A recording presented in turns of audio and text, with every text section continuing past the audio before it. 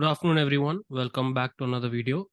इस वीडियो में हम देखेंगे कि अगले हफ्ते जो बजट वीक से पहले जो हफ्ता आने वाला है उस पर क्या हो सकता है मार्केट में और क्या होते आ रहा है पहले। तो पिछले हफ्ते देखा था काफ़ी डालमडोल हो गया था मार्केट में, गोलमाल चल रहा था पूरा मार्केट ऊपर नीचे। एंड सडन स्पाइक हो रहा था मार्केट। इंटरनल जो वेव्स थे मार्केट के वो कंप्लीट नहीं हो रहे थे, है ना।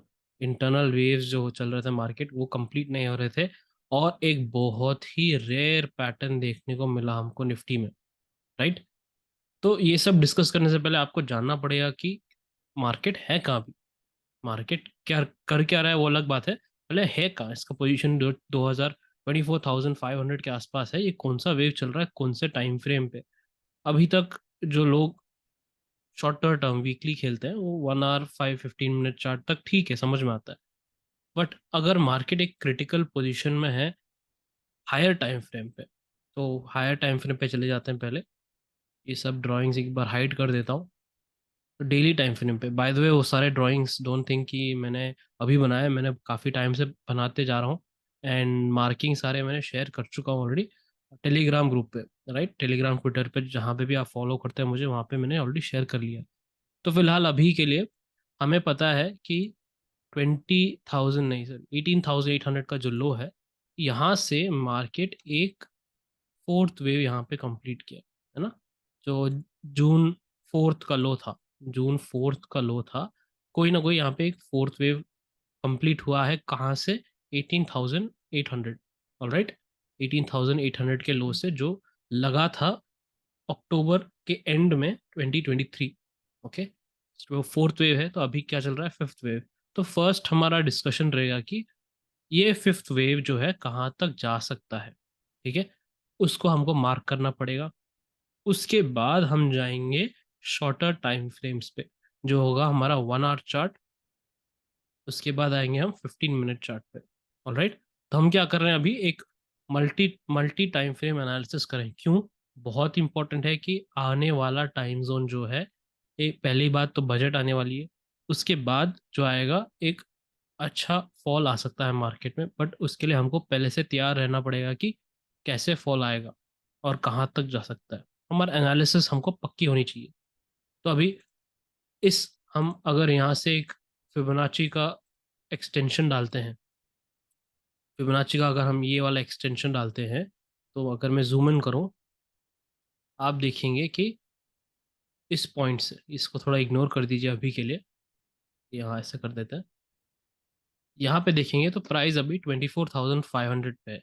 तो अगर हमने इस पॉइंट से एक्सटेंशन लिया, तो अभी हम 78% एक्सटेंशन के पास है। तो हमको ऑलरेडी पता है, जो जिन लोग ने एलियट वेव का मास्टर कोर्स पढ़ा है, राइट, ईडब्ल्यू मास्टर कोर्स जो हमारा यूट्यूब पर ही है, हिंदी में ही है, आप वो पढ़ सकते हैं। अगर आपने वो पढ़ा है तो समझ में आएगा कि आपको फिफ्थ वेव कहाँ तक जा सकता है, फिफ्थ वेव कभी भी खत्म हो सकता है, क्योंकि इसका मिनिमम रिक्वायरमेंट, मिनिमम जो करना था उसने कर दिया है। मिनिमम जो करना था उसने कर दिया है। उसके बाद कभी भी वो घूम सकता है। ओके, इतना पता है। कब घूम सकता है? आप कभी भी बोलते हैं, तो कब घूम सकता है? इसके लिए हमको शॉर्टर टाइम फ्रेम पे जाना पड़ेगा। तो अभी फिलहाल हमने एक लेवल मार्क कर दी है 24,700। क्या है ये? 78% एक्सटेंशन, जहाँ 4th जून से, 4th जून इलेक्शन रिजल्ट्स का लो है। हम अभी जाएंगे छोटे टाइम फ्रेम पे जो 1 आवर चार्ट है। 1 आवर चार्ट में हम जाके पढ़ने वाले हैं कि ये वाला वेव जो फिफ्थ वेव है वो कैसे आ रहा है, इम्पल्सिव आ रहा है या धीरे धीरे आ रहा है। तो ऑब्वियसली हमको आंखों से दिखता है कि ये काफ़ी तेज आ रहा है मार्केट, और ये काफ़ी बार मैंने एक्सप्लेन भी कर चुका हूँ कि ये कौन सा वेव्स बन रहे हैं यहाँ पे। और 1 2 3 4 5 काफ़ी टाइम से, अगर आपने पिछले सीरीज देखे होंगे, इसी सीरीज में आपने पिछले वीडियोस देखे होंगे 1 2 5, तो आपको समझ में आ जाएगी कि ये क्या चल रहा है यहाँ पे। एग्जैक्टली हर मार्किंग को मैंने एक्सप्लेन किया डिटेल में। ऑलराइट, तो अभी फिलहाल प्राइस चल रहा है एक फिफ्थ वेव में, जितना इन्फॉर्मेशन हमारे पास है। एक डेली टाइम फ्रेम पे मार्क कर देता हूँ यहाँ पे। सो ये हो गया, डेली टाइम फ्रेम पे चल रहा है। अब चल रहा है मार्केट उस फिफ्थ वेव के अंदर का एक और फिफ्थ वेव है 3.5। ओके, 3.5 वेव चल रहा है 1 आवर चार्ट में, हमको क्लैरिटी से दिख रहा है 3.5 वेव। तो ये भी एक छोटा फिफ्थ वेव हो गया है। ऑलराइट, अब ये छोटा फिफ्थ वेव स्टार्ट हुआ कहाँ से? ये स्टार्ट हुआ 23,350 से। ऑलराइट, 23,350 से एक वेव स्टार्ट हुई है जो 3.5 है। 3.5 के बाद आता क्या है? एक आता है फोर्थ वेव। ऑलराइट, 3.4 के बाद एक फोर्थ वेव आता है जो प्राइस करेक्शन कर सकता है या फिर बिल्कुल साइडवेज जा सकता है। अगर इसने प्राइस करेक्शन किया या फिर जो भी करेक्शन किया, इसको मिनिमम 24,100 तक आना ही पड़ेगा। मतलब 400 पॉइंट्स का फॉल इसको देना ही पड़ेगा मिनिमम। ठीक है, इसके बाद ये जाए टाइम पास करे, साइडवेज जाए या फिर और डीप आए करेक्शन, वो अलग बात है। ठीक है, वो बात अलग है। अगर प्राइस करेक्शन होता है मार्केट में, ये आएगा एटलीस्ट इस जोन तक। ये आएगा एटलीस्ट इस जोन तक जो है 23,400 से 23,700 तक जोन में ये मिनिमम आएगा ही आएगा। ओके, सिंपल पॉइंट है प्राइस टाइम करेक्शन। तो अभी हमने क्या समझा? डेली टाइम फ्रेम का एक लेवल है जहाँ पे मार्केट कभी भी मुड़ सकता है। उसके बाद हम 1 आवर चार्ट पे आए। 1 आवर चार्ट पे हमको ये समझ में आया कि एक 3.58 चल रहा है मार्केट में, जो कब खत्म होगा वो अभी हम जाके देखेंगे 15 मिनट चार्ट पे। पर उससे पहले हमको समझना पड़ेगा 3.5 वेव के बाद आती है फोर्थ वेव, जो बहुत ही डेंजरस वेव होती है। पता नहीं कितनी बार मैंने समझाया है इस कोर्स में, जो एलियट वेव मास्टर कोर्स है यूट्यूब पर, कितनी बार बोला है कि जो फोर्थ वेव आती है मार्केट में, फोर्थ वेव और वेव बी सबसे खतरनाक वेव होती है। सबसे खतरनाक वेव होती है वेव 4 और वेव बी। यहाँ पे कुछ भी हो सकता है। इसी वेव में सारे रिटेलर पिसते हैं, पिस के पिस्ता बन जाते हैं सच्ची में रिटेलर्स। यहाँ पे क्या करते हैं प्रोफेशनल्स? ये प्रोफेशनल्स पिछले जो वेव हैं, सपोज वेव 3 चल रहा है मार्केट में, वेव 4 में ये लोग प्रॉफिट बुकिंग करते हैं या फिर हेज कर लेते हैं। या ओके, वेव 4 में प्रॉफिट बुकिंग कर लेते हैं या फिर हेज कर लेते हैं। फिफ्थ वेव में ये लोग प्रॉफिट बुक कर देते हैं फाइनल, या फिर शॉर्ट्स की रिवर्सल की तैयारी कर देते हैं। ऑलराइट, बट हमारे रिटेलर क्या है? रिटेलर लोग यहाँ पे ब्रेकआउट खेलने की जगह, यहाँ पे ब्रेकआउट करने की जगह यहाँ पे कर रहे हैं ब्रेकआउट इस पॉइंट। आप ही सोचिएगा कितने लोग सोशल मीडिया पे, यहाँ पे चैनल्स पे, हैंडल्स पे 30,000 टारगेट। हाँ भाई, आएगा 30,000 निफ्टी के हिस्ट्री में, डेफिनेटली 30,000 आएगा। 26,000 भी आ सकता है इसी साल के अंदर, कोई दिक्कत नहीं। बट अभी तो समझो कि मार्केट कहाँ पे है। ब्रेकआउट ब्रेकआउट कर रहे हैं लोग, पर ब्रेकआउट हो कहाँ रहा है वो तो पता होनी चाहिए। ऑलराइट, तो इस पॉइंट पे क्या हो रहा था मार्केट, जब हम प्लान कर रहे थे, हमारा टारगेट था मिनिमम 23,750 का। मार्केट ने उसको भी टच करके उसको क्रॉस कर दिया, कोई दिक्कत नहीं। हमने ये नहीं प्लान किया रिवर्सल का, हमको पता था कि पहले वहां तक जो जाए मार्केट, अगर वहां से घूमता है तो हमारे पास अगला प्लान रेडी था। अगर नहीं घूमा तो उसका भी प्लान रेडी था हमारा। राइट, उस टाइम पे मैंने एक ही छोटा ट्रेड लिया था, आई थिंक 30,000 कैपिटल के साथ, अपने प्राइवेट ग्रुप मेंबर्स को दिखाया था कि एक स्ट्रैटेजी दी थी उस टाइम पे। 30,000 डेमो अकाउंट में था। आई एम नॉट क्लेमिंग कि मैंने कोई रियल अकाउंट में, क्योंकि मैं किसी भी रजिस्टर्ड एनालिस्ट नहीं हूँ, मैं आपको लाइव ट्रेड्स नहीं दे सकता। ऑलराइट, तो एक स्ट्रैटेजी थी 30,000 की। इसने एटलीस्ट 12,000 रुपीज रिटर्न दिया है 3-4 दिन में। तो 30,000 से आपको 12,000 रुपीज का रिटर्न मिला है। It is not because of strategy. यही गलती लोग करते हैं। स्ट्रैटेजी की वजह से नहीं था, स्ट्रक्चर की वजह से था। अगर मार्केट यहीं पे साइडवेज हो जाता तो मार्केट सिर्फ 5 या 6 हज़ार देता हमको उस स्ट्रैटेजी से। राइट, अगर साइडवेज हो जाता था। बट मार्केट चढ़ा ऊपर, तो मार्केट के स्ट्रक्चर की वजह से इतना प्रॉफिट आया, ना ही स्ट्रैटेजी की वजह से। ऑलराइट, अब क्या हो सकता है मार्केट में? चलो 15 मिनट में जाके देखते हैं। जो हमारा एनालिसिस था कुछ 2 हफ्ते से मार्केट क्या कर रहा था साइडवेज। पिछले जो 2 वीडियोस में काफ़ी डिटेल में समझा चुका हूँ कि 23,500 से जो वेव चल रही है, इसमें प्रॉब्लम्स क्या है, और हमने यहाँ से वेव 4 क्यों लिया, जो हमने गिफ्ट निफ्टी और निफ्टी फ्यूचर्स चार्ट को देख के लिया है। काफ़ी सारे लोग ये व्यू को नहीं समझेंगे, या फिर जो एलिट वेव अदर यूट्यूबर्स हैं, या फिर जो सिखाते हैं, जो गुरुज हैं हमारे सोशल मीडिया में एलिट वेव वाले, उनका और मेरा काफ़ी अलग रहता है ना काउंट्स। क्योंकि मैं थोड़ा अलग नज़रिए से देखता हूँ और मेरे जो इंडिकेटर्स यूज़ करता हूँ, जो एडवांस कॉन्सेप्ट में पढ़ाता हूँ मैं, जो मैंने शेयर किया एडवांस कॉन्सेप्ट में, जो हम इंडिकेटर यूज़ करते हैं, हम इंडिकेटर से हम वेव फाइंड नहीं करते हैं। ये बात समझिए, वेव हमको फाइंड नहीं करना है, हमको कंफर्म करना है हमारा काउंट। समझिएगा, इंडिकेटर से कंफर्म करते हैं हम हमारा काउंट। तो मेरे को यहाँ पे कंफर्मेशन नहीं मिला कि ये एक वेव फोर बना। इस पॉइंट पे आके मेरे को एक कंफर्मेशन मिला कि ये एक वेव फोर हो सकता है। तभी मेरे आइडिया में ये आया कि हाँ भाई, ये एक A B C expanded flat हो सकता है। अगर आपने पढ़ा होगा अपना एलियट वेव मास्टर कोर्स, उसमें काफ़ी बार बोल चुका हूँ, एक हाई प्रोबेबिलिटी सेटअप है ये, HPS setup. High probability setup है क्योंकि जब भी एक फ्लैट स्ट्रक्चर आता है मार्केट में, है ना, ये बनता कहाँ है और इसके बाद जो वेव आती है काफ़ी तेज़ी से ऊपर जाती है, क्योंकि पिछला वेव इसका तेज़ी था, इसके बाद वाला वेव भी तेज़ी ही होगा। यहाँ पे सारे रिटेलर्स शेक आउट हो जाते हैं। आजकल नया फैशन चल रहा है टेक्निकल ग्लिचेस का।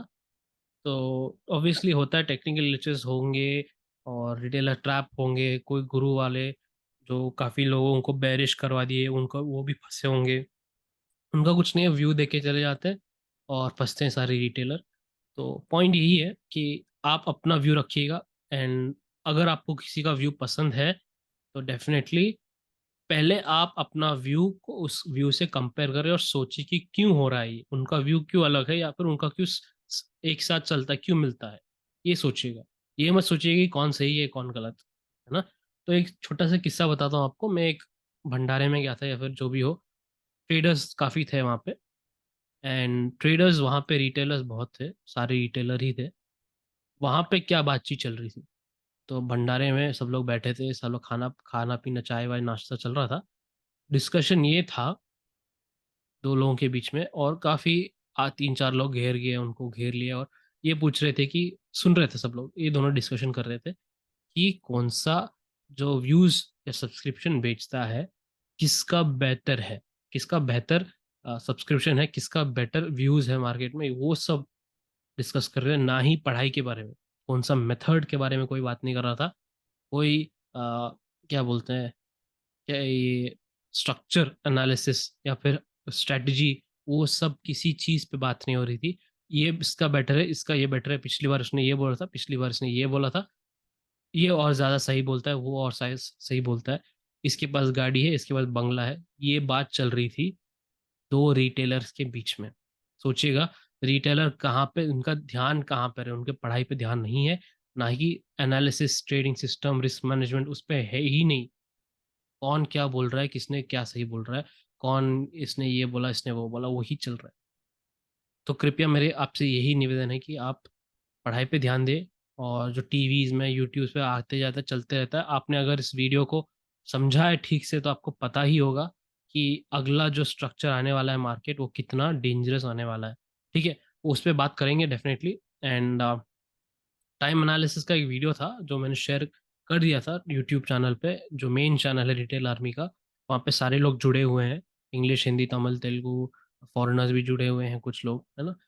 तो उनके लिए, सबके लिए एक ही सिंगल वीडियो बनाई थी टाइम एनालिसिस की, जो 2024 में काम आ सकती है हमारी। उसको हम व्यू में रखते हुए आगे का टाइम जो है, मैंने कहा था उसी वीडियो में कि हमको देखना पड़ेगा कि जून 12 से लेके 22 इन दोनों डेट पे होता क्या है। सॉरी, जुलाई, माफ कीजिए, जुलाई। तो जुलाई के मंथ में 12 और 22 के बीच में होता क्या है। फॉर एग्जाम्पल बताता हूँ, आज ऑलरेडी 12 हो चुका है और यहाँ पे एक नया हाई बनता है मार्केट में।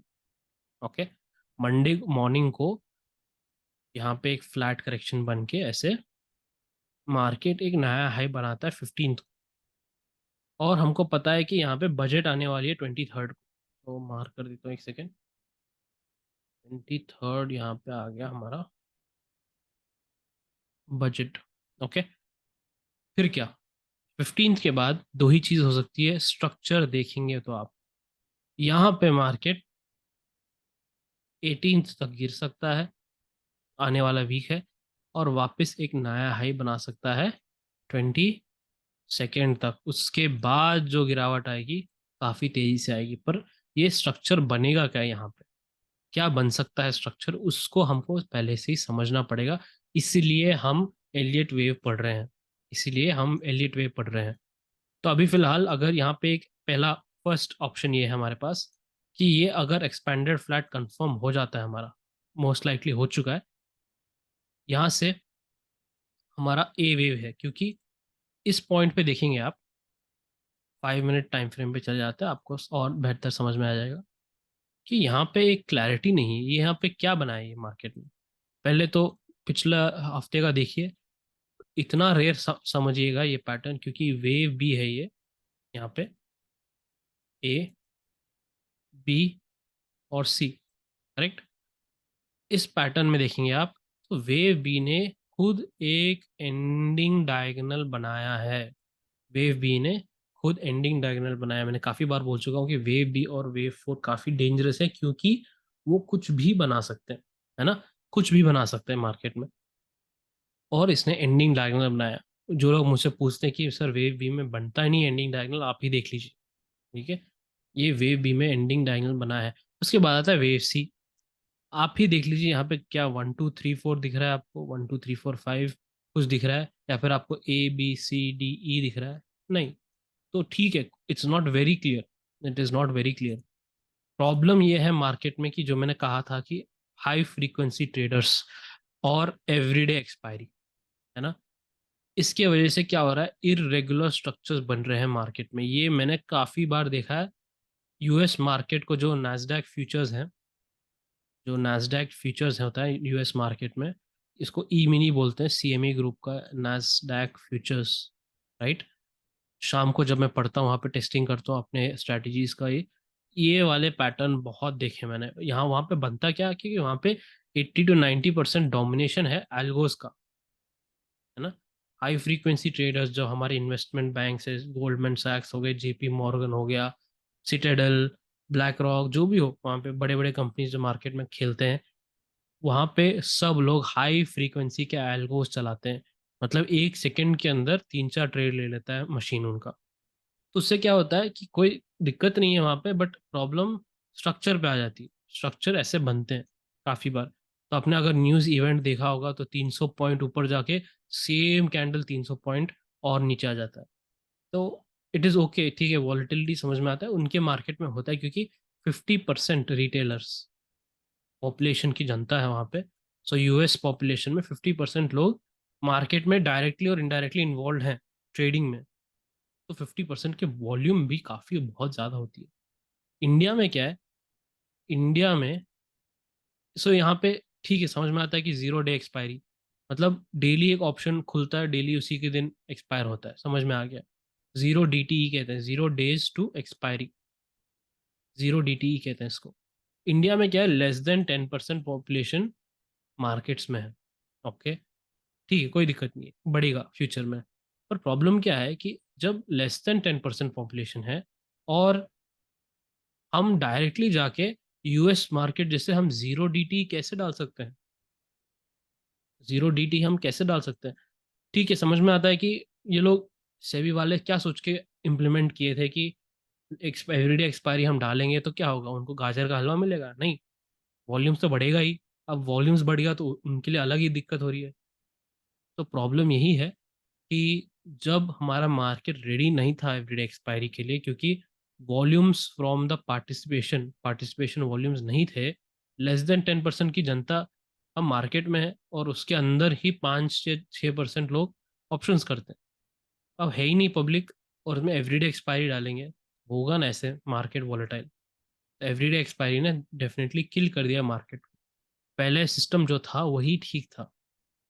राइट। तो ये मेरा view, and view based on जो भी आजकल न्यूज़ चर्चा चल रही है, टेक्निकल ग्लिचेस तो आएंगे ही आएंगे, क्यों नहीं आएंगे।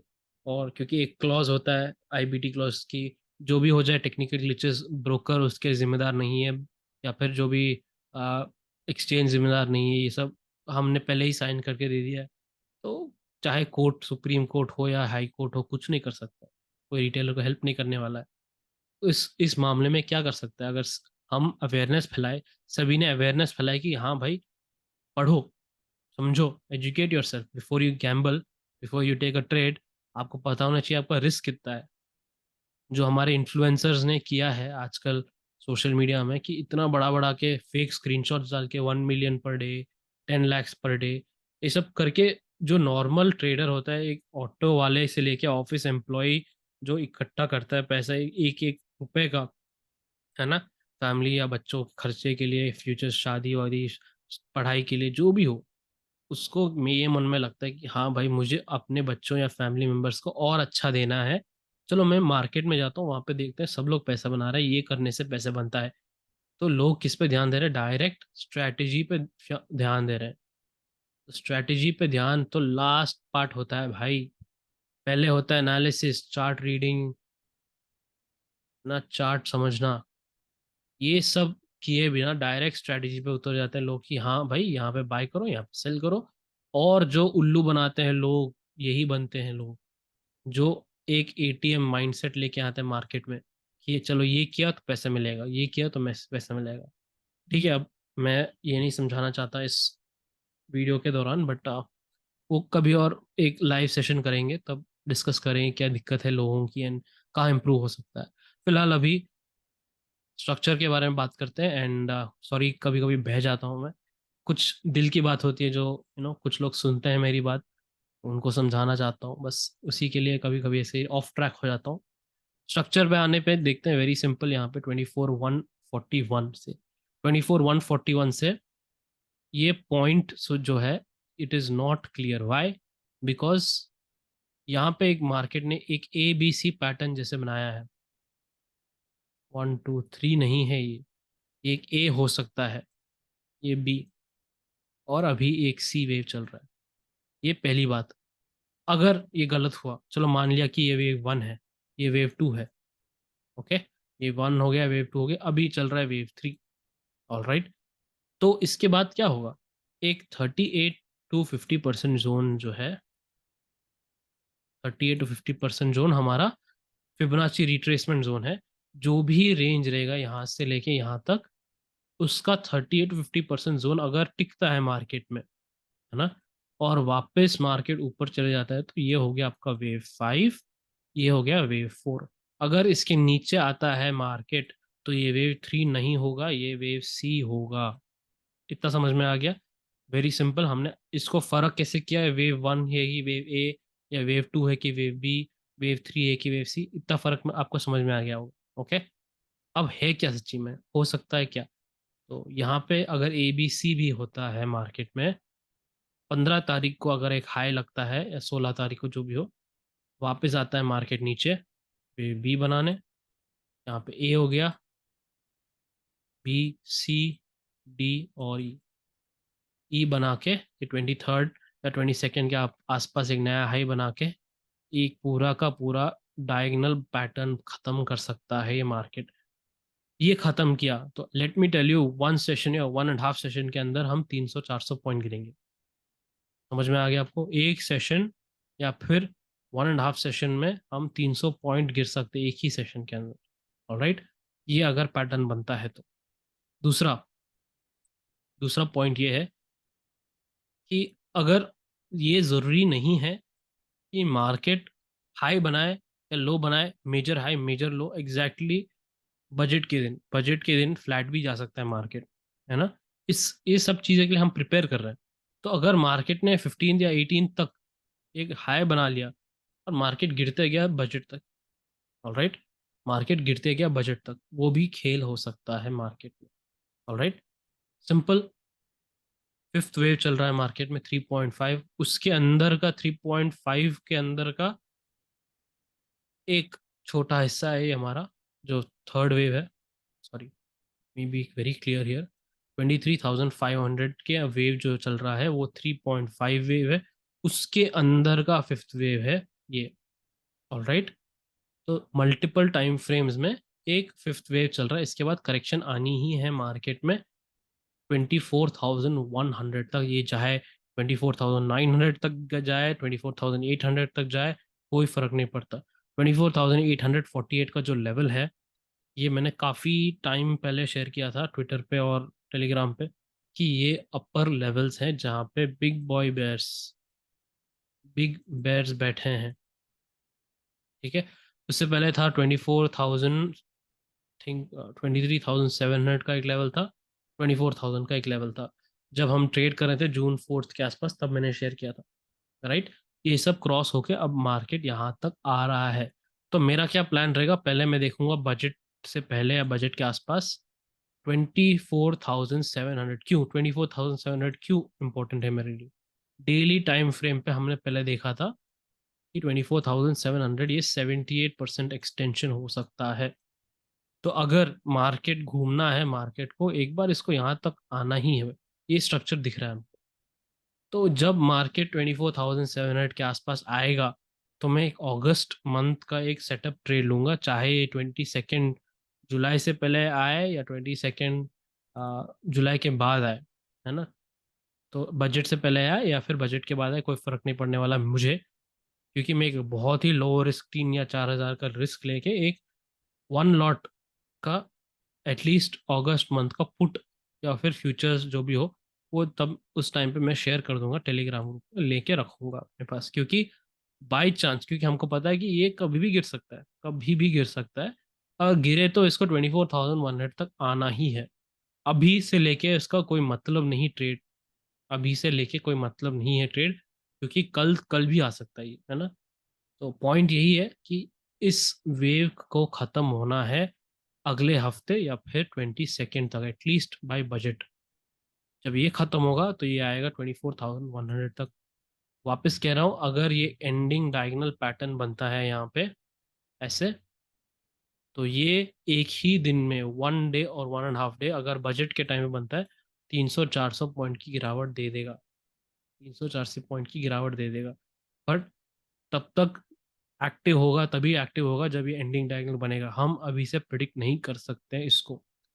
दूसरा क्या है यहाँ पे, दूसरा क्या है कि अगर वही सेम चीज़ इम्पल्सिव हो गया वेव, अगर आपने 1 2 3 4 मार्क कर दिया, बात तो वही है कि मार्केट ऊपर जाके करेक्शन तो आएगा ही नीचे। ऑलराइट, इसमें स्ट्रैटेजी क्या हुआ, इसमें क्या कर सकते हैं हम? हमको इतना पता है कि अपर साइड रेंज जो है लिमिटेड है अभी के लिए। जो हमारा एनालिसिस है, एक अपर साइड का जो रेंज है लिमिटेड है।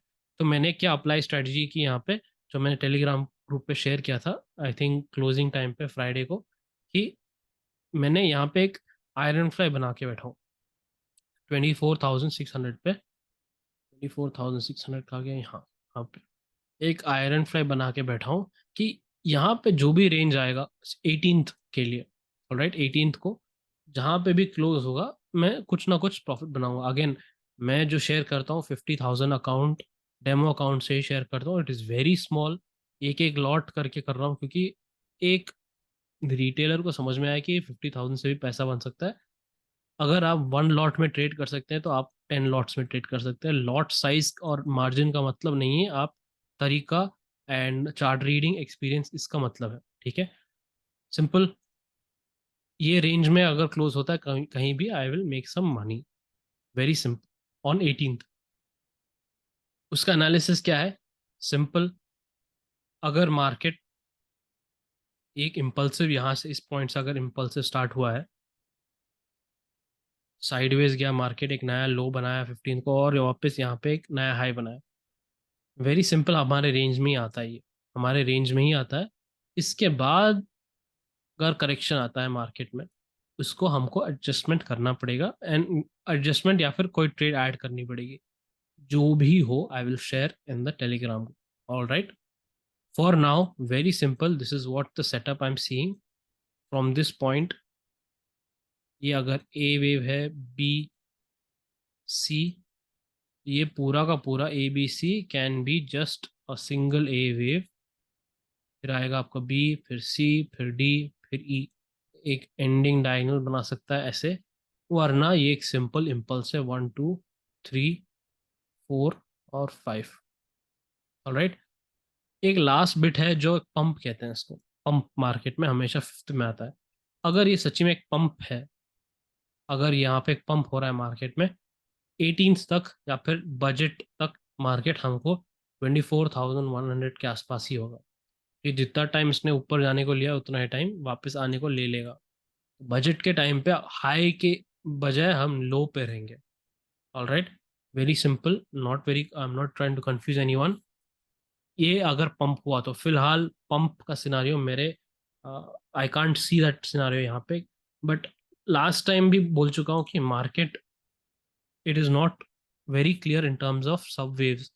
ये भी बोल चुका हूँ कि हाई फ्रीक्वेंसी ट्रेडर्स की वजह से है ये सब, काफ़ी बार बोल चुका, समझा चुका हूँ। उससे भी हमको हमारी लगाने में पड़ी है रिटेलर्स की। बट इन लोगों को फॉरेन से हो जाता है, रीट हाई फ्रीक्वेंसी ट्रेडर्स, इनको कुछ नहीं कर रहा है मार्केट से भी। ये ही लोग मैनिपुलेशन कर रहे हैं और उनको शांत बैठा है, से भी कुछ नहीं कर रहा है, पता नहीं क्यों।